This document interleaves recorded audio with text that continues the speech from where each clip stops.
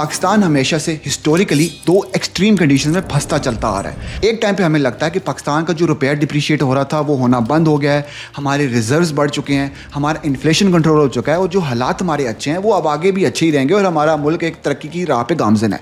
लेकिन कुछ वक्त के बाद कुछ ऐसी चीज़ें होती हैं जो कि पूरी इमेज थी हमारे माइंड के अंदर पाकिस्तान के फ्यूचर की, वो रिवर्स हो जाती है। यानी हमारा रुपया डिप्रिशिएट होने लग जाता है, रिजर्व्स कम होने लग जाते हैं और हमारी इन्फ्लेशन दोबारा से बढ़ जाती है और हमें फिर से डिफ़ॉल्ट का खतरा आ जाता है। And through out the history हमारी डिफरेंट गवर्नमेंट्स आई हैं जिनकी डिफरेंट पॉलिसीज़ थी, लेकिन ये जो साइकिल है गुड टाइम्स का एंड बैड टाइम्स का, इसको हम रिवर्स नहीं कर सके। हमारे पास एक गुड टाइम आएगा, एक बैड टाइम आएगा और ये रिपीटिंग साइकिल हमें पाकिस्तान के फ्यूचर के बारे में बताता है कि अगर आज हालात अच्छे हैं तो आने वाले वक्त में हालात ख़राब होंगे। जिससे एक चीज़ समझ आती है कि पाकिस्तान में जब इमरजेंसी होती है, जब पाकिस्तान डिफ़ॉल्ट करने लगता है तो हम कुछ ऐसी चीज़ें करते हैं जिससे हम डिफ़ॉल्ट, वो जो इमरजेंसी वाली सिचुएशन है उससे तो बच जाते हैं, लेकिन जिस वजह से इमरजेंसी हुई थी हमने उस पर कभी भी आज तक काम नहीं किया, जिसकी वजह से ये साइकिल्स रिपीट होते जा रहे हैं। One of the world biggest economist रे डालियो, जो कि बहुत बड़ा हेज फंड चलाता है, उसने पिछले 500 साल की हिस्टोरिकल एम्पायर्स को स्टडी किया। यानी कैसे एक डच एम्पायर थी, उसका राइज हुआ, फॉल हुआ, उसके बाद ब्रिटिश एम्पायर हुई, राइज हुआ, फॉल हुआ, देन अमेरिकन एम्पायर है जिसका एक राइज है और अब वो फॉल की तरफ जा रही है। आने वाली एम्पायर कैसे हो सकती है? तो उसने पिछले 500 साल की डाटा से ये चीज़ एनालाइज किया कि कौन से फैक्टर्स होते हैं जो एम्पायर को राइज करते हैं और कौन से फैक्टर होते हैं जिसकी वजह से उन्हीं एम्पायर्स का फॉल आता है। तो मैं क्यूरियस था कि यार अगर यही सारा फ्रेमवर्क जो उसका डाटा है इसको हम पाकिस्तान के ऊपर अप्लाई करें, पाकिस्तानी कॉन्टेक्स्ट के लिहाज से समझें, तो क्या हम समझ सकते हैं कि पाकिस्तान आज कहाँ पे खड़ा है? एंड मोस्ट इंपॉर्टेंटली कि क्या हम ये समझ सकते हैं कि पाकिस्तान आने वाले 20-30 साल में कहाँ पे खड़ा होगा? तो इस एक्सपेरिमेंट को करने के लिए ना हम पाकिस्तानी कॉन्टेक्स्ट और पाकिस्तानी इकॉनमी को रे डालियो के इन फ्रेमवर्क से गुजारेंगे ताकि हमें आइडिया मिले कि पाकिस्तान कहाँ पे स्टैंड करता है। एंड फॉर दैट मैं पाकिस्तान को जज करूँगा on the basis of these 5 vitals, ये 5 निशानात, ताकि हमें ये पता लग सके कि हम ईच वाइटल में कहाँ पे स्टैंड करते हैं। एंड टू डू दैट मैं हर वाइटल को एक वर्डिक्ट दूंगा, स्ट्रॉन्ग, वीक या क्रिटिकल, ताकि by the end of the video हम ये देख सकें कि हम कहाँ पे स्ट्रांग हैं, कहाँ पे वीक हैं और कहाँ पे क्रिटिकल हैं, ताकि हम पाकिस्तान को सिर्फ आज की बेस पे नहीं बल्कि फ्यूचर की बेस पे जज कर सकें। तो इस पूरे डायग्नोसिस के लिए मैंने रे डालियो का कॉज एंड इफेक्ट वाला जो फ्रेमवर्क है वो अप्लाई किया पाकिस्तान के ऊपर, ताकि मैं देख सकूँ कि किस चीज़ से क्या चीज़ हुई, उसका क्या रिजल्ट निकला। और उसके फ्रेमवर्क के अंदर जो सबसे पहला इंपॉर्टेंट वाइटल है वो है एजुकेशन। इससे पहले हम पाकिस्तान के एजुकेशन डाटा के ऊपर बात करें, हमें समझने की ज़रूरत है कि जो एजुकेशन है ये पहला वाइटल क्यों है। Education is like a seed जिसको आप हार्वेस्ट करते हैं आने वाले 20-30 सालों के अंदर in form of economic progress. यानी अगर आपने तरक्की करनी है किसी भी कंट्री ने, बिजनेस के अंदर, अपने इकोसिस्टम के अंदर या किसी चीज़ के अंदर भी, तो वो ये डिसाइड नहीं कर सकता कि यार मैंने आज से तरक्की करना स्टार्ट करनी है और ये कल से तरक्की होना स्टार्ट हो जाए, बल्कि उसके लिए उसको 20-30 साल की प्लानिंग चाहिए। अपने टेक्निकल इंस्टीट्यूशंस के अंदर इन्वेस्टमेंट चाहिए ताकि जो लोग हैं, जो पब्लिक है, वो ट्रेंड होकर ऐसे ही निकले ताकि जब वो एक ऐसी एज के अंदर आ जाएं तो वो जाके मुल्क को सर्व कर सकें और उसका जो पूरा इकोसिस्टम है उसको वो संभाल सकें। उसकी जो रूट कॉज है, जो रूट में जो चीज़ बैठी हुई है वो एजुकेशन है। यानी आप एजुकेशन को फिक्स करेंगे, एजुकेशन के ऊपर इन्वेस्ट करेंगे तो 20-30 सालों के अंदर आपको इकोनॉमिक प्रोग्रेस मिल सकती है। अगर हमें इसे बेतहाशा एग्जांपल्स मिलती हैं, हम साउथ कोरिया एग्जांपल्स देख लें कि 1-2 जनरेशंस के अंदर थ्रू एजुकेशन उन्होंने अपना पूरी इकोनॉमिक रियलिटी बदल दी।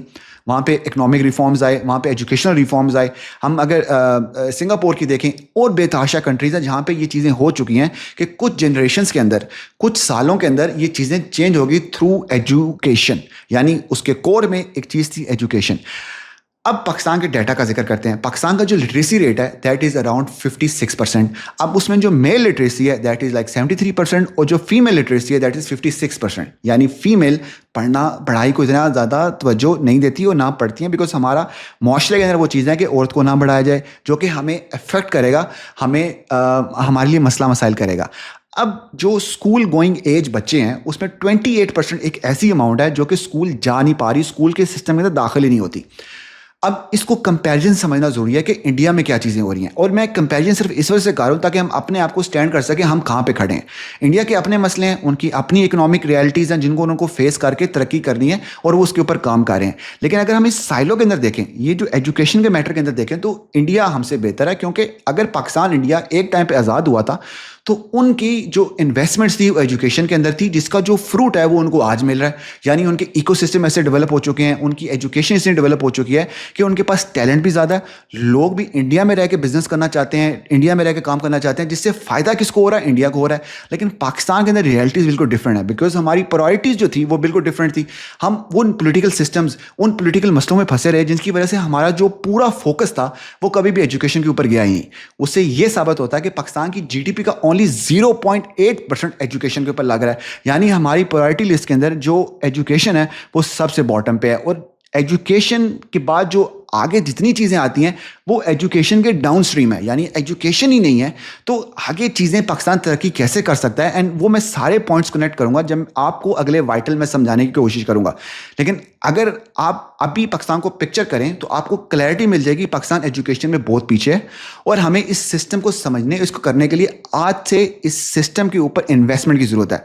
लेकिन ये तो थी एक पिक्चर जो कि हमें डाटा ने बता दी।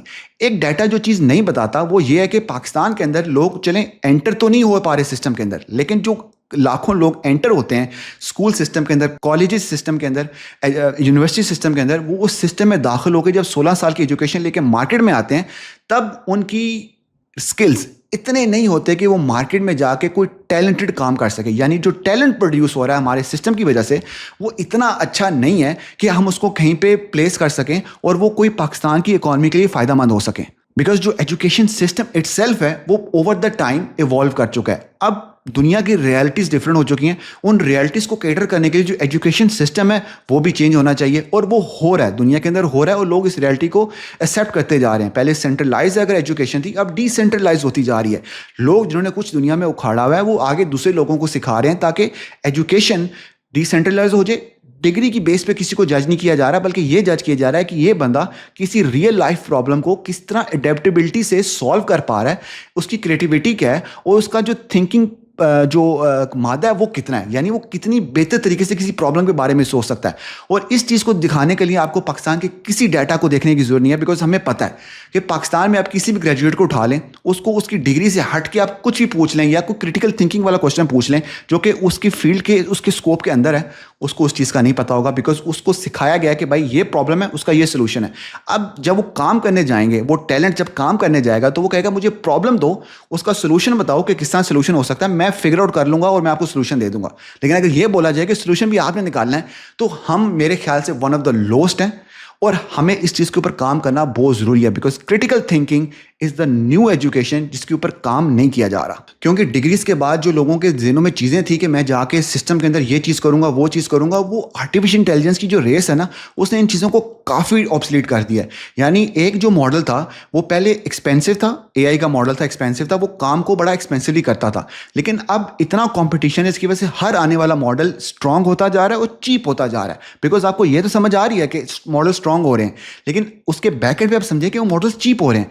जब मॉडल्स चीप हो रहे हैं तो ये जो लेबर थी, ये जो मैनुअल लेबर आप कर रहे थे डिग्रीज करने के बाद ऑफिस में जाके काम कर रहे थे, ये रिप्लेस हो जाएगी। तो आपको कुछ एज चाहिए जिसके ऊपर जाके आप अपने टैलेंट को डिप्लॉय कर सकें, और उसमें हम काफ़ी पीछे हैं। तो पाकिस्तान को दोनों साइड से प्रॉब्लम्स हैं। हम सिस्टम के अंदर एंटर भी नहीं हो पा रहे, और जब हम सिस्टम के अंदर एंटर हो रहे हैं तो हमारा सिस्टम इतना ऑब्सलीट हो चुका है कि वो जो मॉडर्न टाइम्स है उसको compete नहीं कर पा रहा। वो लोग जो सिस्टम के अंदर से निकल के थके खा के खुद सीख के दुनिया से एजुकेशन लेके, नॉलेज लेके अपने आप को ठीक करें, those are the only ones जो कि प्रोग्रेस करें। लेकिन वो लोग जिनको लगा मैंने डिग्री ले लिया, बट डिग्री की बेस पे जो होगा वो स्ट्रगल कर रहे हैं और आगे भी स्ट्रगल करते रहेंगे। और ये जितनी भी चीज़ें हमने डिस्कस की हैं, इसकी बेस पे अगर हम इस एजुकेशन वाले वाइटल को वर्डिक्ट दें तो वो क्रिटिकल होगा, क्योंकि हालात हमारे एजुकेशन के काफ़ी ख़राब हैं। अब जब हमने एजुकेशन को नेल डाउन कर लिया है कि क्यों ज़रूरी है, उसके लिए क्या चीज़ें करनी ज़रूरी हैं, क्या चीज़ें पाकिस्तान को होल्ड ऑन कर रही हैं, और किन चीज़ों की वजह से पाकिस्तान तरक्की करके आगे जा सकता है। Now the next question is, ये जो एजुकेशन है इसको हमने कन्वर्ट करना है कि एक्चुअल इनोवेशन के अंदर, यानी ऐसी चीज़ें हम प्रोड्यूस कर रहे हैं मार्केट के अंदर जो कि पाकिस्तान को फ़ायदा दे रही हैं। एंड इस पूरे रेव वैल्यू का जो फ्रेमवर्क है उसके अंदर जो दूसरा वाइटल है वो भी एग्जैक्टली यही है, and that is innovation. Education हमें ये बताती है कि एक कंट्री के अंदर कितने केपेबल लोग पैदा हो रहे हैं। इनोवेशन हमें ये बताती है कि वो जो केपेबल लोग पैदा हो रहे हैं उनके स्किल्स, उनकी नॉलेज, उनके टैलेंट को यूज़ करके कितनी यूज़फुल, वैल्यूबल चीज़ें बनाई जा रही हैं उस कंट्री के अंदर। वो कोई टेक्नोलॉजी हो सकती है, कोई प्रोडक्ट हो सकता है, कोई बेहतर बिजनेस हो सकता है जो कि मिलियंस ऑफ पीपल को केटर कर रहा है, जिसकी एक एसोसिएशन बन गई है दुनिया के अंदर कि भाई ये बिजनेस है, ये इस कंट्री का बिजनेस है। दैट्स कॉल्ड इनोवेशन इन अ वे। वो इंटरनेशनली भी हो सकता है, नेशनली भी हो सकता है। मेजर पर्पज इज कि वो मिलियंस ऑफ पीपल की हेल्प कर रहा है। अब जो रे डैलियो का फ्रेमवर्क है ना, वो इनोवेशन को सिर्फ टैलेंट की बेस पे जज नहीं कर रहा, बल्कि वो जज कर रहा है इनपुट एंड आउटपुट की बेस पे। अब इनपुट एंड आउटपुट का मतलब क्या है कि यानी एक सिस्टम के अंदर इनपुट क्या दी जा रही है कि एक कंट्री, एक सिस्टम रिसर्चेस के ऊपर कितना इन्वेस्ट कर रहा है, वो कितने रिसर्चेस को प्रोड्यूस कर रहा है, कितने बिजनेस को प्रोड्यूस कर रहा है, एंड आउटपुट पार्ट के वो सारी रिसर्चेस, सारे बिजनेसेस क्या कोई एक पेटेंट टेक्नोलॉजी बना पा रहे हैं, एक बेहतर प्रोडक्ट बना पा रहे हैं, या फिर कोई कमर्शियली सक्सेसफुल आइडियाज बना पा रहे हैं। क्योंकि ये जो डिफरेंस है ना, इसको समझना बड़ा जरूरी है, क्योंकि कुछ कंट्रीज ऐसी हैं जहां पे इनोवेटिव लोग तो हैं जो इनोवेशंस कर तो रहे हैं, लेकिन सिस्टम एक ऐसा है जो कि उनकी इनोवेशंस को बिगर स्केल के ऊपर नहीं लेके जा पा रहा। And Pakistan is the extreme example of it, और जो डाटा है वो इस चीज को सपोर्ट करता है। अगर हम डाटा की बात करें तो 2025 के ग्लोबल इनोवेशन इंडेक्स के लिहाज से पाकिस्तान लाए करता है on the 99th number out of 139 countries. लेकिन इंटरेस्टिंग चीज़ ये है कि पाकिस्तान जितना इनोवेशन के अंदर इनपुट डाल रहा है, उससे ज़्यादा आउटपुट निकाल रहा है। और ये बड़ी एक इंटरेस्टिंग चीज़ है। अगर हम डाटा को दोबारा देखें तो पाकिस्तान लाया करता है ऑन द 124th नंबर जो इनोवेशन की इनपुट है, यानी पाकिस्तान कितना रिसर्चेस के ऊपर इन्वेस्ट कर रहा है, एजुकेशन के ऊपर इन्वेस्ट कर रहा है, इंफ्रास्ट्रक्चर के ऊपर इन्वेस्ट कर रहा है, कितना न्यू आइडियाज़ को फाइनेंस करने पर इन्वेस्ट कर रहा है। और वहां पे हमारा नंबर काफी लो है। लेकिन at the same time in the same system जहां पे इतनी कम चीजें हो रही हैं, हमारा जो आउटपुट है इनोवेशन का, वो हम रैंक करते हैं ऑन द 75th नंबर। अगर मैं सिंपल लफ्जों में आपको एक्सप्लेन करूं तो पाकिस्तानी प्रोड्यूस ज्यादा कर पा रहे हैं एज कंपेयर टू जो सिस्टम उनको अलाउ कर रहा है। और ये डाटा भी चीज शो करता है कि उसी ग्लोबल इनोवेशन इंडेक्स के ऊपर पाकिस्तान इन मोबाइल क्रिएशन लाइज करता on the 17th and ICT export के ऊपर लाया करता ऑन द 18th। और पाकिस्तान की जो आईसीटी एक्सपोर्ट है वो बढ़ती जा रही है, काफ़ी स्ट्रॉन्ग नंबर्स पोस्ट होते जा रहे हैं, और जो अगली इंडिकेशन है आने वाले सालों की वो भी काफ़ी स्ट्रॉन्ग है, जिससे ये तो समझ आ रही है कि पाकिस्तान आउटपुट में बहुत अच्छा है, डिस्पाइट कि हमारी जो इनपुट, जो हमारा पूरा सिस्टम है वो उनको कोई सपोर्ट नहीं कर पा रहा। और यहीं से हमारा अगला मसला स्टार्ट होता है कि हम फ्रीलांस वर्क में तो बहुत अच्छे हैं, यानी हम किसी क्लाइंट को ले आएंगे, कोई प्रोजेक्ट्स ले आएंगे, उस पर काम कर लेंगे, लेकिन कभी भी हम ऑनरशिप वाली तरफ नहीं जा पाएंगे, क्योंकि जो हमारा सिस्टम है वो उस चीज़ को सपोर्ट नहीं कर रहा। बिकॉज जो रे डैलियो का फ्रेमवर्क है ना, वो बड़ा एक इंपॉर्टेंट क्वेश्चन करता है कि स्किल अगर क्रिएट हो चुका है, उस स्किल को आप किसी बड़ी चीज़ में कन्वर्ट कर पा रहे हैं या नहीं पा रहे। अगर आप करना चाह रहे हैं तो आपको क्या चीज़ रोक रही है, बिकॉज अगर हम उसको नहीं देखेंगे तो हमें समझ नहीं आएगा कि कंट्री एग्जैक्टली कहाँ पे खड़ी है। बिकॉज एक टैलेंट है जो कि कुछ बड़ा करना चाह रहा है, लेकिन सिस्टम एक ऐसा डिज़ाइन हुआ है, ऐसी पॉलिसीज बनी हुई हैं कि वो चीज़ नहीं कर पा रहा, तो डेफिनेटली जो हमारा रैंकिंग होगी इस पूरे सिस्टम, इस पूरे फ्रेमवर्क में, वो नीचे ही होगी। एंड अनफॉर्चुनेटली पाकिस्तान वहीं पर खड़ा है। और ये जो चीज़ है ये हमारे इकोसिस्टम के लिए बहुत ज़रूरी है, जो कि हमारा इकोसिस्टम एग्जिस्ट नहीं करता। यानी कोई बंदा एजुकेट होगा, उसको स्किल आएंगे, वो कोई प्रोडक्ट बनाएगा, वो प्रोडक्ट को जाके बाहर बेचेगा, उस बेचने के ऊपर वो एक इकोसिस्टम खड़ा कर सकता है। इसको मैं समझाता हूँ कि फॉर एग्जांपल पाकिस्तान में एक बहुत बड़ी कोई सॉफ्टवेयर कंपनी बन जाती है। अब वो इतनी बड़े लेवल की कंपनी है कि उसमें बाहर का टैलेंट आके भी काम कर रहा है। फॉर एग्जांपल अगर बाहर का टैलेंट अंदर काम कर रहा है तो उनके जो प्रोसेसेस होंगे कंपनी के, वो बहुत बेहतर हो जाएंगे। यानी उनको हायरिंग का प्रोसेस, काम करने का प्रोसेस, जो पूरे उनके फ्रेमवर्क्स हैं कंपनी के अंदर काम करने के, वो बेहतर हो जाएंगे। अब जो लोकल टैलेंट है जो कि उस एजुकेशन सिस्टम के अंदर से निकला है, जो कि हैव ट्रेंड है, वो इन बड़ी कंपनीज के अंदर अगर चला जाता है, काम करता है under the supervision of those experienced people जो बाहर से आए हैं उनके पास, तो जाहिर बात है वो सीख रहे हैं चीज़ों को, अपने आप को बेहतर कर रहे हैं, तो कल को जाके वो अपने सिस्टम्स बना सकते हैं, अपनी प्रोडक्ट्स बना सकते हैं, बिकॉज वो उस इकोसिस्टम के अंदर से होके आए हुए हैं। लेकिन हमारे यहाँ तो वो इकोसिस्टम एग्जिस्ट ही नहीं करता एज कम्पेयर टू इंडिया। मैं अगेन इंडिया का एग्जांपल दूंगा, वहाँ पे ये चीज़ें एग्जैक्टली ऐसी हो रही हैं। बिकॉज पाकिस्तान के अंदर मसला सबसे बड़ा क्या है कि पाकिस्तान में जब एक टैलेंट प्रोड्यूस हो जाता है ना, which is capable of producing something, वो मुल्क छोड़ के बाहर चला जाता है, बिकॉज उसको यहाँ पे अपॉर्चुनिटीज़ नज़र नहीं आ रही, उसको पता है सिस्टम ख़राब है, मैं कुछ बनाऊंगा भी तो मैं नहीं बना पाऊंगा, वो बाहर चला जाता है। अब वो बाहर जाके किसी डिग्री करेगा, किसी सिलिकॉन वैली में काम कर लेगा, या कि कोई कुछ भी कर लेगा, लेकिन वो उसकी प्रायोरिटी क्या होगी, पाकिस्तान में वापस उसको ना आना पड़े। एज़ कम्पेयर टू इंडिया कि उनकी इतने इंसेंटिव है कि अगर कोई बंदा बाहर जाता है, किसी सिलिकॉन वैली में किसी बड़ी कंपनी में काम करता है, तो उसको इतना इंसेंटिव है कि वो अपने पैसे को लेके, अपनी रिसोर्सेज को लेके, अपने टैलेंट को लेके वो वापस इंडिया आ जाए और यहाँ पे आके कंपनीज क्रिएट कर ले। अगर इंडिया को हम देखें तो इंडिया में ऑलमोस्ट कोई 100 के आसपास यूनिकॉर्न कंपनीज हैं, दैट इज $1 बिलियन कंपनीज। तो यानी इन $1 बिलियन कंपनीज के अंदर ऐसे लोग काम कर रहे हैं जिनके नीचे लोकल टैलेंट काम कर रहा है। उन लोकल टैलेंट जब सीख के बाहर निकलेगा, they will be capable capable enough कि वो अपना और प्रोडक्ट्स निकाल सकते हैं, बेहतर प्रोडक्ट्स निकाल सकते हैं, अपने मैनेजमेंट को बेहतर कर सकते हैं, कुछ ना कुछ अपनी इनोवेशन की तरफ आ सकते हैं, बिकॉज वो ट्रेंड हुए हैं टॉप टैलेंट से, और निकल के वो आगे जाके दूसरों को भी टॉप टैलेंट की तरह ट्रेन करेंगे, और इस तरह उनका पूरा इकोसिस्टम डेवलप हुआ है जो कि पाकिस्तान के अंदर लैग कर रहा है। तो जो पाकिस्तान का इनोवेशन डाटा वो एग्जैक्टली इसी चीज़ को रिफ्लेक्ट कर रहा है कि पाकिस्तान में नॉलेज और टेक्नोलॉजी की जो आउटपुट है उसका इतना प्रॉब्लम नहीं है। अगर उसको एक सिस्टम दे दिया जाए, उस सिस्टम के ऊपर वो एक बहुत बड़े बिजनेसेस और हमारा फ्यूचर इकोसिस्टम बन सकता है। बिकॉज इकोसिस्टम तब भी बनेगा जो टैलेंट प्रोड्यूस हो रहा है वो पाकिस्तान के अंदर रहे। अगर वो बाहर जा रहा है तो उसको इतना इंसेंटिव हो पाकिस्तान वापस आने का, अगर उसके पास ऑप्शन हो पाकिस्तान में बाहर जाने की तो उसको बस इतना इंसेंटिव हो पाकिस्तान के अंदर काम करने का, बिकॉज उसके पास अपॉर्चुनिटी है, बिकॉज वो सिस्टम एग्जिस्ट करता है। जब तक वो नहीं करेगा तब तक हम इस पूरे जो इनोवेशन वाला जो एक वाइटल है इसमें हम वीक ही रहेंगे। And that brings me to the verdict of this vital which is weak. इसको मैं क्रिटिकल भी कर सकता था, लेकिन मेरे ख्याल से हम कुछ पॉजिटिव साइंस दिखा रहे हैं जिसकी वजह से क्रिटिकल कैटेगरी में नहीं आता बल्कि वीक कैटेगरी में आता है। अभी जो पूरे सिस्टम के इनपुट के मसाइल हैं, अगर हम इसको साइड पे रखें तो देयर इज समथिंग एल्स जो कि लोगों को रोकती है पाकिस्तान में वापस आने में या बाहर का पैसा पाकिस्तान आने में। बिकॉज जब भी पैसा और टैलेंट कहीं पे जाने का सोचेगा वो सिर्फ और सिर्फ अपॉर्चुनिटी को नहीं देखेगा, बल्कि वो देखेगा कि वो कहाँ पे वो जाके सेफ है, कहाँ पे वो प्रोटेक्ट हो रहा है, कहाँ पे उसको स्टेबिलिटी मिल रही है और कहाँ पे उसको रूल उसके लॉ के मुताबिक प्रोटेक्ट किया जा रहा है। And that is our next vital which is rule of law. अब जो ये वाइटल है इसके बारे में डिटेल में बात करने की ऐसा जरूरत नहीं है, बिकॉज हमें एग्जैक्टली पता है पाकिस्तान कहाँ पे स्टैंड करता है और हमारे क्या मसले मसाइल हैं और जो वर्डिक्ट होगा वो क्या होगा। लेकिन इसके ऊपर बात करना इसलिए ज़रूरी है कि अगर ये इंडिविजुअली कोई प्रॉब्लम क्रिएट कर रहा हो तो हम कहते हैं कि यार अच्छा ये प्रॉब्लम ये चीज़ क्रिएट कर रही है और इस बंदे के लिए कर रही है, तो चलो यार मैं इसके ऊपर बात नहीं करता क्योंकि इतना फ़ायदा नहीं है। लेकिन ये पूरे पाकिस्तान को टारगेट कर रही है।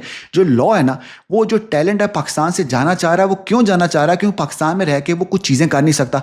जो बाहर का बंदा है वो पाकिस्तान में क्यों नहीं आना चाह रहा? क्योंकि उसको पता है कि यहाँ का लॉ जो है वो इतना स्टेबल नहीं है, कल को कुछ भी चेंज हो सकता है। और जो पैसा पाकिस्तान में इन्वेस्ट करने आ रहे हैं वो इस डर से आते हैं कि यार पता नहीं इनका लॉ कैसे और कब चेंज हो जाए, मैं क्यों आऊँ। तो जब ये लॉ इतने मसाइल पैदा कर रहा है तो उसको समझने की जरूरत है कि एग्जैक्टली ये कहाँ पे मसले कार है। अब जब भी आपका कोई भी काम होगा, आपका लीगल काम है, आप किसी गवर्नमेंट ऑफिस जाएंगे, आप किसी बंदे से बात करेंगे तो कहेगा यार सर आपका काम हो जाएगा, आपको ये पैसे लगेंगे।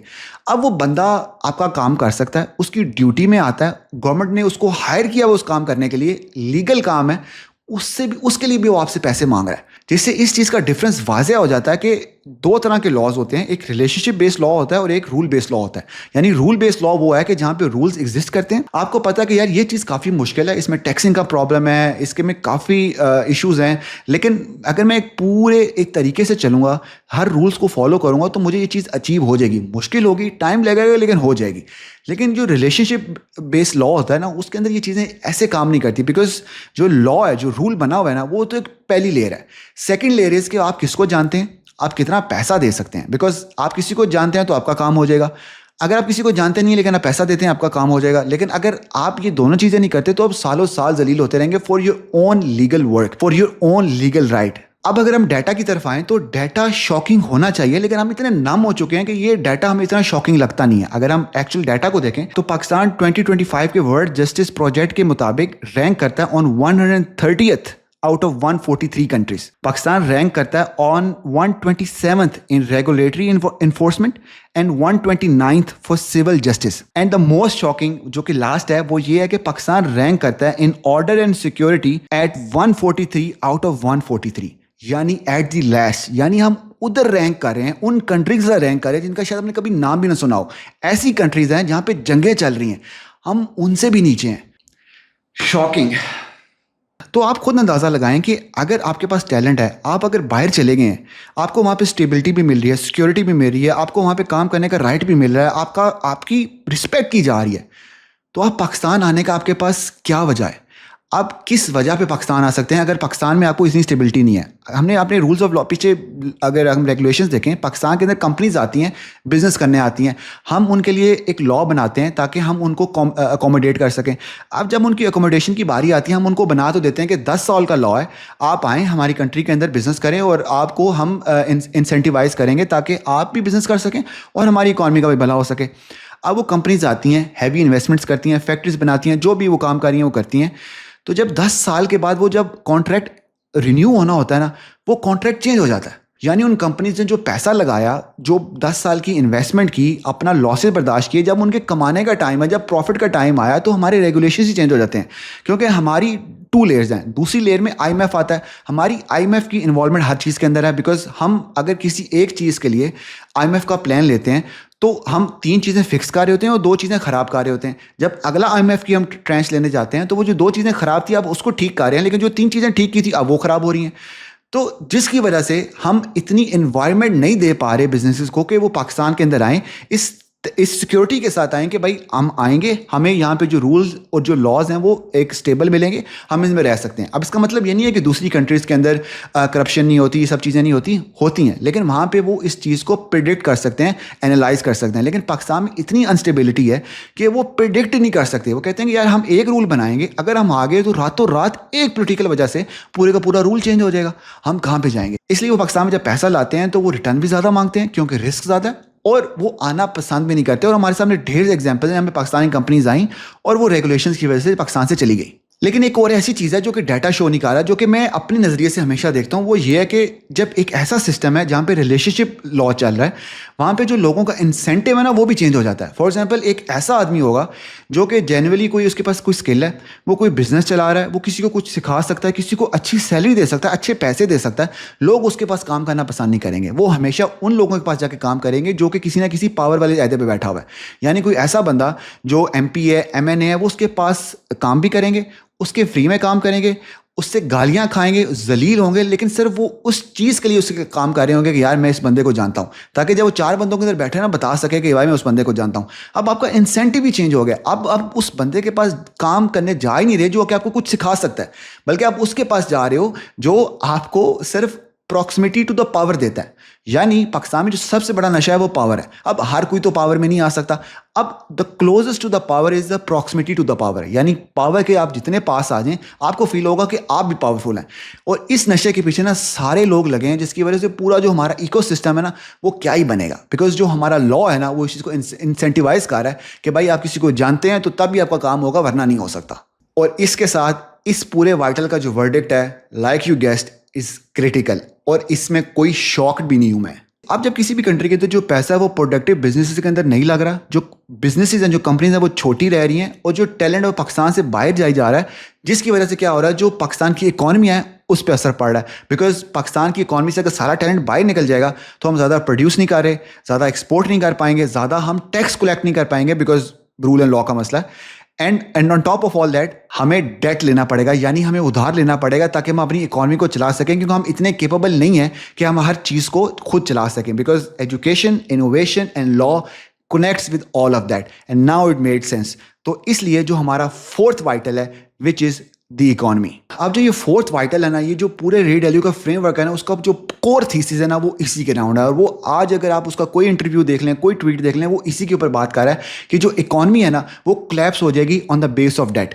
वो बात कर रहा है यूएसए की, कि यूएसए के ऊपर इतना ज़्यादा डेट आ चुका है इस टाइम कि वो उसको रीपे नहीं कर पा रहे। यानी जितने उनकी जीडीपी है उससे ज़्यादा उनके ऊपर डेट आ चुका है, यानी वो किसी भी सूरत में अपने डेट को नहीं पे कर सकते, और वो रोल ओवर हो ही जा रहा है और वो बढ़ता जा रहा है। So they will come a point कि यूएसए को या तो उसको रिस्ट्रक्चर करना पड़ेगा या यूएस कोलैप्स हो सकता है। अब उसके काफ़ी रीजन हैं, वो एक बड़ी डिटेल वीडियो बन जाएगी, लेकिन वो ये प्रिडिक्ट कर रहा है कि इनका जो डेट है वो काफ़ी मसले मसाइल में है, और जो दूसरी सुपर पावर्स हैं वो इस चीज़ को देख रही हैं, वो अपने आप को पोजीशन कर रही है अगेंस्ट यूएसए। अगर आपने देखा होगा चाइना, रशिया, ये सारी कंट्रीज मिलके एक ब्रिक्स का वो बना रही हैं ताकि वो यूएसए के जो डॉलर है उसको काउंटर कर सकें। बिकॉज दिस टाइम के यूएसए की जो सबसे बड़ी पावर है, जो उनको स्टेबल किया हुआ है, जो उनको सस्टेन किया हुआ है, वो है उनका dollar as a reserve currency. जिस दिन डॉलर की रिजर्व करेंसी का जो स्टेटस है वो लूज होगा, उस दिन यूएसए खत्म हो जाएगा। अब यूएसए को भी पता है ये चीज़, तो वो अपने मेजर्स कर रहे हैं ताकि ये स्टेटस जो रिजर्व करेंसी का स्टेटस है ख़त्म ना हो। ये जो वॉर्स हो रही हैं, सब कुछ हो रहा है, बैक एंड पे कुछ ना कुछ ये रिलेटेड होता है, लेकिन that's not a scope of the video. Scope of the video is कि जो ये इकॉनमी वाला जो फैक्टर है ना, ये उसके पूरे साइकिल का कोर थीसिस है, बिकॉज इससे ये साबित होगा कि आपकी कंट्री कितना ज़्यादा चल सकती है। तो उसका जो पूरा साइकिल वो इस तरह काम करता है कि अगर एक कंट्री है वो अपनी जो प्रोड्यूस करने की कैपेसिटी है जो कमाने की कैपेसिटी है उससे ज़्यादा डेट ले रही है। जब उससे ज़्यादा डेट ले रही है तो उनको वो डेट रीपे करना है, जिसकी वजह से वो टैक्सेस को बढ़ाएंगे। जब वो टैक्सेस को बढ़ाएंगे तो वो ज़्यादा प्रोड्यूस नहीं कर पाएंगे, उनको अपनी जो क्रिएशन है, जो अपनी स्पेंडिंग है वो कम करनी पड़ेगी। जब वो उसको कम करेंगे तो उनकी जो इकॉनमी ऑटोमेटिकली कॉन्ट्रैक्ट हो जाएगी। जब वो ऑटोमेटिकली कॉन्ट्रैक्ट होगी, दे हैव टू बोरो मोर, और वो साइकिल में फंसते रहेंगे, जिसकी वजह से जो आर्गुमेंट है वो सिर्फ इकोनॉमिक नहीं रहेगा, बल्कि जो डिफरेंट ग्रुप्स ऑफ पीपल है ना वो आपस में लड़ना स्टार्ट हो जाएंगे, क्योंकि जो वेल्थ गैप है वो बढ़ना स्टार्ट हो जाएगा। यानी कुछ अमीर लोग बहुत अमीर हो जाएंगे और कुछ गरीब लोग बहुत गरीब हो जाएंगे, जो कि पूरा जो कैपिटल सिस्टम है, इकोनॉमिक सिस्टम है, उसका जो सबसे बड़ा क्रिटिक है वो यही है कि ये लोगों में जो वेल्थ गैप है वो बहुत ज़्यादा कर देता है। Again that's not a scope of the video. अगर आपको इस तरह का कंटेंट पसंद है, let me know, I will make a detail video. But उसकी वजह से इंटरनल कॉन्फ्लिक्ट्स होते हैं, जिनकी वजह से जो बाहरी कंट्रीज देख के आपको एक्सटर्नल कॉन्फ्लिक्ट की तरफ आता है, जिसकी वजह से ये पूरा जो आपका साइकिल है वो कोलैप्स होता है और न्यू सुपर पावर इमर्ज कर जाती है। अब ये रे डेलियो का पूरा थीसिस है कि कैसे एक सुपर पावर डेट की वजह से फंसती है, किस तरह उनके सिस्टम में मसले मसाइल आना स्टार्ट हो जाते हैं, then there is internal war, फिर एक एक्सटर्नल वॉर होती है, उसके बाद वो कोलैप्स हो जाती है। This is a whole cycle. अब पाकिस्तान इस पूरी पिक्चर में कहाँ पे फिट आता है? यूएसए के पास तो इस टाइम रिजर्व करेंसी का स्टेटस है, तो वो तो बच जाएंगे, लेकिन हमारे पास वो नहीं है। हम आज भी डॉलर के अंदर डेट लेते हैं, क्योंकि हमारा जो ऑयल लेना है, जो हमने जो चीज़ लेनी है हमने डॉलर के अंदर लेनी है, तो हमें डॉलर्स चाहिए, और उसकी वजह से हमारी इकॉनमी काफ़ी प्रेशर में है। अब इस चैनल के ऊपर मैंने काफ़ी दफ़ा बात कर चुका हूँ कि इन्फ्लेशन क्या होती है, इंटरेस्ट रेट कैसे बढ़ते हैं, हमारा जो डॉलर रिजर्व है वो कैसे काम करता है, आईएमएफ सपोर्ट का जो प्रोग्राम है वो कैसे है, मैंने सब कुछ डिस्कस किया हुआ है, तो I don't want to repeat it again. लेकिन यहाँ पे एक क्वेश्चन को सवाल करना ज़रूरी है कि पाकिस्तान की इकॉनमी में क्या ऐसे सिस्टम्स एग्जिस्ट करते हैं जिसकी वजह से हम प्रोड्यूस कर पा रहे हैं, एक्सपोर्ट कर पा रहे हैं, एंड इन द रिटर्न हम इतने पैसे कलेक्ट कर पा रहे हैं कि हम अपनी कंट्री को चला सकें और हमें डेट ना लेना पड़े। हम इस सवाल का अगर जवाब दे लेंगे तो हमें पता लग जाएगा पाकिस्तान कहाँ पे पोजीशन करता है, और इस पूरे वाइटल का जो वर्डिक्ट है वो क्या होगा। यानी हमारा डेट पाकिस्तान की जीडीपी का 70% है, और जितना हमारा बजट बनता है उसका जो मेजर पोर्शन है वो सिर्फ डेट की जो पेमेंट्स हैं उसमें चला जाता है। अब हमें समझने की जरूरत है कि पाकिस्तान के अंदर क्या चीज़ें हो रही हैं, किस तरह होती हैं, कि हम जब भी हमारे हालात अच्छे होते हैं तो हम ज़्यादा इंपोर्ट्स करना स्टार्ट कर देते हैं। जब हम ज़्यादा इंपोर्ट्स कर रहे हैं तो हमारे रिजर्व में जो डॉलर्स पड़े हुए हैं वो बाहर चले जा रहे हैं। जब हमारे डॉलर्स बहुत ज़्यादा बाहर चले गए तो हमारी इंपोर्ट्स इतनी बढ़ गई हैं और एक्सपोर्ट्स उसके मुकाबले में इतनी है नहीं, तो डॉलर्स आ कम रहे हैं और जा ज़्यादा रहे हैं, जिसकी वजह से हमारा जो डॉलर रिजर्व्स है वो कम हो जाता है, जिसकी वजह से हमें उसको कंट्रोल करने के लिए इन्फ्लेशन बढ़ानी पड़ती है, जिसकी वजह से इंटरेस्ट रेट बहुत बढ़ जाता है, जिसकी वजह से जो बोरविंग है वो कम होती है, क्योंकि हमने कंट्रोल करनी है बोरविंग को, ताकि लोग बोरो ना करें, उन चीज़ों ना मंगवाएं, जिसकी वजह से हम इकॉनमी को कंट्रोल कर लेते हैं। जब ये चीज़ें सेटल हो जाती हैं तब हम पूरे साइकिल को रिवर्स कर देते हैं, तो हमारे रिजर्व्स दोबारा बेहतर होने लग जाते हैं and all that good stuff. तो आईएमएफ आके हमेशा इन चीज़ों को ही देखता है, बिकॉज पाकिस्तान के रिजर्व्स में जब तक डॉलर्स नहीं पड़े होंगे तब तक पाकिस्तान की इकॉनमी नहीं चल सकती। And for that we are just going from a bad cycle to a good cycle and back to the back cycle. हम इस चीज़ को फिक्स नहीं कर पा रहे, बिकॉज हमारी वो कैपेबिलिटी नहीं है कि हम इतने टैलेंट को प्रोड्यूस कर सकें जो कि हमारे लिए इतना पैसा कमा के ला सके, जिसकी वजह से हम अपनी कंट्री को सेल्फ सफिशिएंट कर सकें। बिकॉज अगर हमारा टैलेंट अच्छा है, वैसे बाहर जा रहा है, बाहर जाके वो शायद कमा के हमें वापस में रेमिटेंसेस के थ्रू पैसा भेज रहा हो, विच इज अराउंड $30 बिलियन हमारी रेमिटेंसेस में से आते हैं। लेकिन उसका मतलब ये नहीं है that should be our only source of dollars from outside, because किसी एक महान गवर्नमेंट पॉलिटिकल लीडर ने पहले बोला था कि पाकिस्तानीज को हम एक्सपोर्ट करेंगे बाहर में, जाके वो पैसे कमाएं और बाहर से डॉलर्स या बाहर की करेंसी पाकिस्तान में भेजें। That's the model back in the 60s-70s। वो आज नहीं चलेगा, we need to come up with something else. तो जो हमने पूरा सिस्टम डिस्कस किया, जिसमें एजुकेशन थी, एजुकेशन से केपेबल लोग नहीं आ रहे, और जो केपेबल लोग हैं वो सिस्टम की वजह से इनोवेशन को नहीं ला पा रहे, जो बाहर लोग जा रहे हैं वो पाकिस्तान में लॉ की वजह से नहीं आ रहे, जिसकी वजह से जो पाकिस्तान का एक्सपोर्ट नंबर्स हैं, पाकिस्तान में जो प्रोडक्शन हो रही है, जो एक्सपोर्ट हो रही है, वो हमेशा कम ही रहेगी, जिसकी वजह से जो हमारी इकॉनमी है हमेशा अंडर प्रेशर रहेगी जब तक हम इस पूरे साइकिल को फिक्स नहीं कर लेते। बिकॉज हम एक जगह से जाके एक चीज़ को फिक्स करेंगे तो सारा साइकिल फिक्स नहीं हो सकता। हमें पूरी पिक्चर को देखना है, हर चीज़ को फिक्स करना है। इसलिए जो ये सोल्यूशन है ना, ये सिर्फ 5-10 साल का नहीं है। हमारी पॉलिटिकल पार्टीज आती हैं, 5 साल में एक सोल्यूशन लाती हैं, वो बाय द 5th ईयर वो ऐसी चीज़ें करके जाते हैं, या तो अगली पार्टी का सत्यानाश कर जाएं, या फिर वो अपने आप को एक ऐसी पोजीशन पर लेके जाएं कि लोग उनको याद करेंगे, यार ये पार्टी तो उन्होंने ये किया था, बड़ा अच्छा काम किया था। वो कभी भी पाकिस्तान की मुफाद के लिए काम नहीं कर रहे कि वो 15-20 साल 25 साल के लिए सोचें। ऐसी कोई पार्टी पाकिस्तान के अंदर ना एग्जिस्ट की है, और आने वाले वक्त तक मुझे ऐसा कुछ नज़र नहीं आ रहा कि जो 15-20 साल की जो सोच है वो रखती हो। जब तक ये पूरी सोच नहीं होगी तब तक हम इसी साइकिल में फंसे रहेंगे, और इस वाइटल का जो वर्डिक्ट है वो भी होगा क्रिटिकल। और जैसे मैंने कहा, इसको 15-20 साल चाहिए 15-20 साल की रिफॉर्म के लिए आपको लोगों का बिहेवियर भी ठीक चाहिए, लोगों को ट्रस्ट हो सिस्टम के ऊपर कि भाई मैं इस सिस्टम में ट्रस्ट कर रहा हूँ, ये सिस्टम कल को ठीक होगा, मुझे अपनी रिस्पॉन्सिबिलिटी का पता है कि मुझे क्या रिस्पॉन्सिबिलिटी दिखानी है, करनी है, जिसकी वजह से कंट्री अगले वाले 15-20 साल में ठीक हो जाए। शायद मेरी जनरेशन ना देख सके लेकिन मेरी अगली जनरेशन देख सके या उसकी अगली जनरेशन देख सके। और इस चीज़ के लिए हमारा अगला वाइटल भी यही है, क्योंकि पाकिस्तानियों के अंदर एक ऐसी चीज़ जो बिल्कुल मर चुकी है जिसको ज़िंदा करने की ज़रूरत है, और वो है सोशल ट्रस्ट। अब लोगों के अंदर मिलजुल के काम करने का, ग्रेटर कॉज के लिए काम करने का जो जज्बा है ना, वो कम होता जा रहा है। लोग हमेशा पहले अपने आप को देखते हैं कि मेरी क्या बेहतरी हो जाए, मेरे ख़ानदान की क्या बेहतरी हो जाए, मेरे आसपास लोगों की क्या बेहतरी हो जाए, और वो दूसरे लोगों को बाद में जज करेंगे।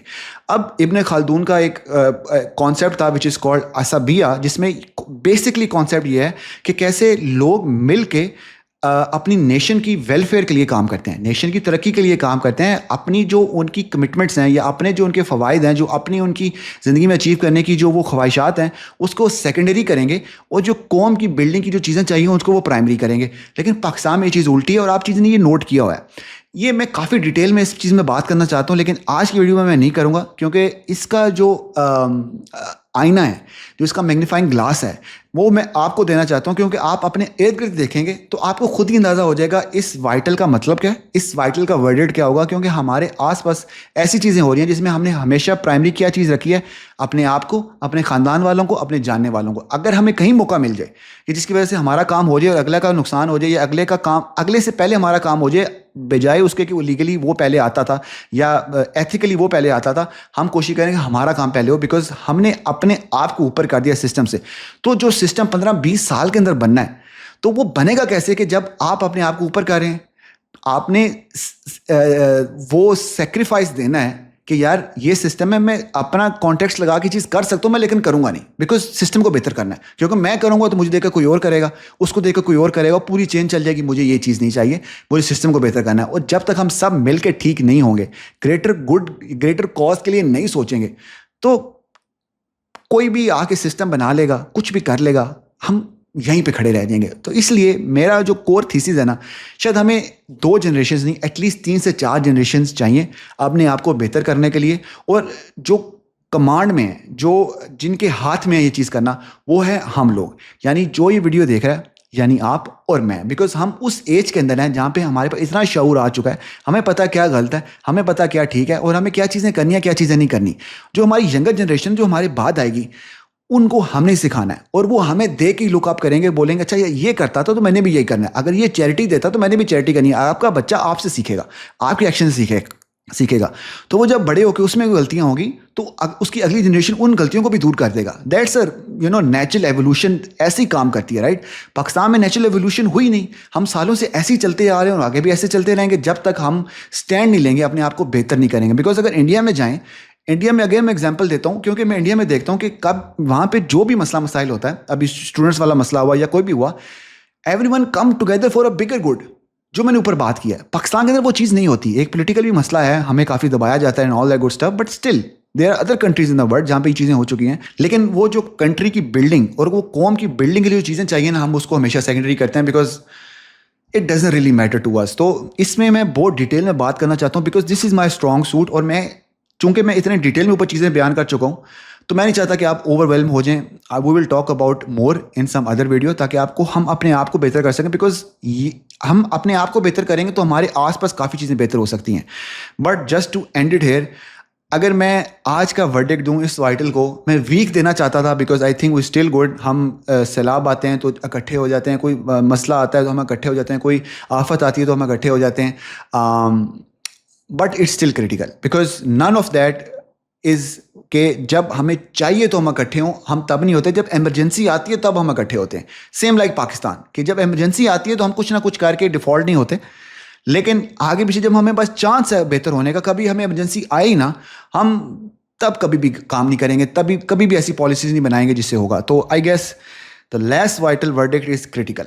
सो looking back at all the 5 vitals, सब वाइटल्स का इधर क्रिटिकल है या वीक है। There was 1 weak and 4 criticals. That shows कि हम कहाँ पे खड़े हैं और आने वाले टाइम पे कहाँ पे जा सकते हैं, अगले 20-30 साल कैसे हो सकते हैं, अनलेस हम अपने आप को चेंज करना आज से स्टार्ट ना करें। बिकॉज मैंने पूरी वीडियो का थीसिस इस तरह बनाने की कोशिश की है कि how one thing lead to another thing, और the second thing lead to the third thing. अगर जब ये पूरी चेन ही अगर हम इसको ख़राब रखेंगे तो पूरी जो कंपाउंडिंग इफेक्ट है ना वो गलत डायरेक्शन में ही जाएगा। इसको रिवर्स कैसे कर सकते हैं कि हम एजुकेशन से स्टार्ट करें, अगले 20 30 40 सालों का सोचें और इस पूरे साइकिल को 30 40 सालों के अंदर सॉल्व करने की कोशिश करें, ताकि जो 40 50 साल के बाद हमारी अगली जनरेशन होगी, they will see a better Pakistan than you and me are witnessing right now. तो ये थी आज की video and I know it's a long video, लेकिन आपको ये अंदाज़ा हो गया होगा कि आप इस पूरे साइकिल में कहाँ पे खड़े होते हैं और आपकी रिस्पॉन्सिबिलिटी क्या है, बिकॉज हमने इंडिविजुअली खुद को फिक्स करना है and then we try to fix the system for the next generations. हम सिर्फ सिस्टम को कोर्स के आगे नहीं निकल जाएंगे और अपनी बेहतरी के बारे में सोचेंगे, बिकॉज हमें ग्रेटर गुड के बारे में सोचना है और उसके लिए हमें मिलकर काम करना है और अपनी जो सोच है उसको लॉन्ग टर्म करना है। मैं इन्वेस्टिंग इधर भी कहता हूँ कि आपकी जो सोच है वो लॉन्ग टर्म होनी चाहिए, लेकिन अगर investing in the long term सोच है और आपका पैसा ढेर सारा बन सकता है, तो एक जनरेशन, एक मुल्क, एक पूरी कौम को ठीक करने में कैसे आप 5-10 साल के अंदर कर सकते हैं, उसको भी लॉन्ग टर्म ही चाहिए। और जो आपकी इन्वेस्टिंग के अंदर जो कंपाउंडिंग हो रही है उससे ज़्यादा टाइम लगेगा आपकी जो कंट्री की कंपाउंडिंग के अंदर। तो I hope we get that point. मेरी वीडियो शायद कोई 2-3 हज़ार लोग देखें। अगर आपने कोई देखी है वीडियो, कुछ समझ आया, नीचे कॉमेंट कर दें। That would made my day. I guess I see you in the next one. तब तक दुआ में याद रखिएगा।